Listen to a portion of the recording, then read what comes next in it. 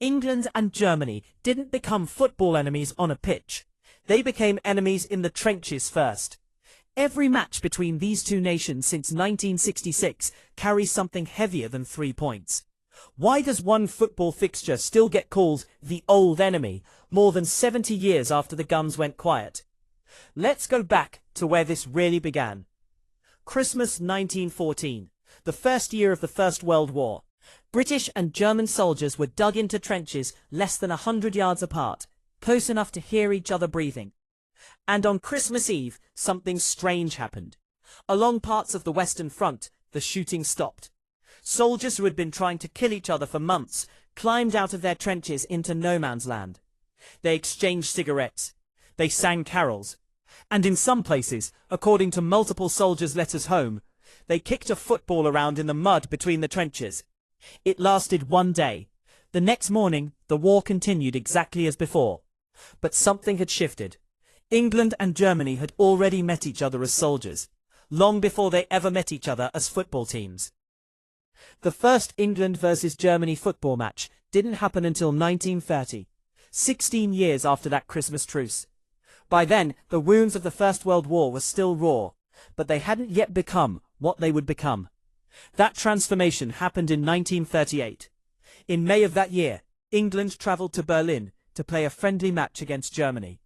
Adolf Hitler's regime was already 3 years into power.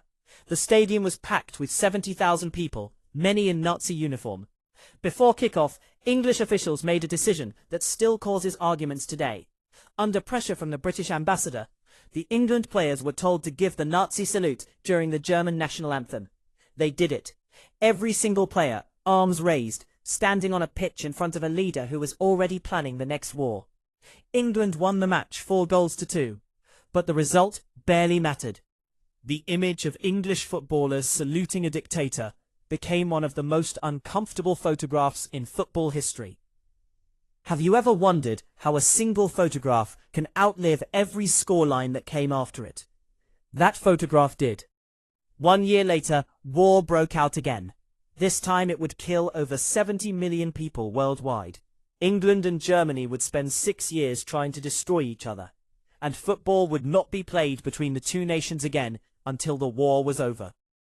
When it finally resumed, it carried different weight entirely. Every England versus Germany match after 1945 existed inside living memory. The men in the stands had fought each other. The men in some of the dugouts had lived through the Blitz, or through the bombing of German cities. This wasn't ancient history.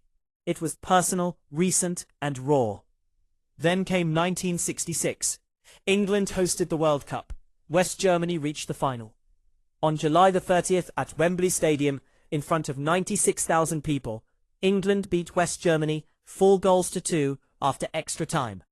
Geoff Hurst scored a hat-trick, the only one ever scored in a World Cup final.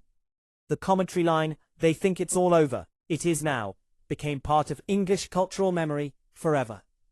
For England, 1966 wasn't just a football trophy. It was proof on the world's biggest stage over the same nation that had bombed English cities 2 decades earlier. Germany has never forgotten that final either.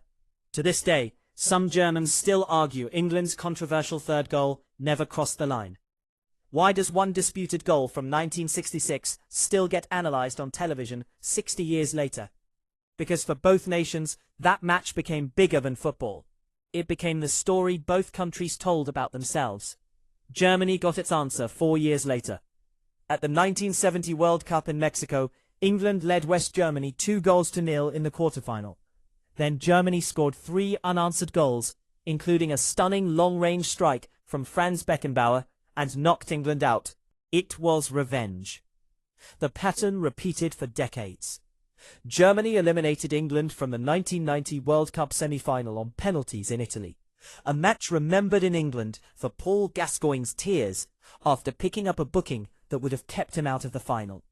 Germany eliminated England again at Euro 96, on English soil, at Wembley, on penalties once more.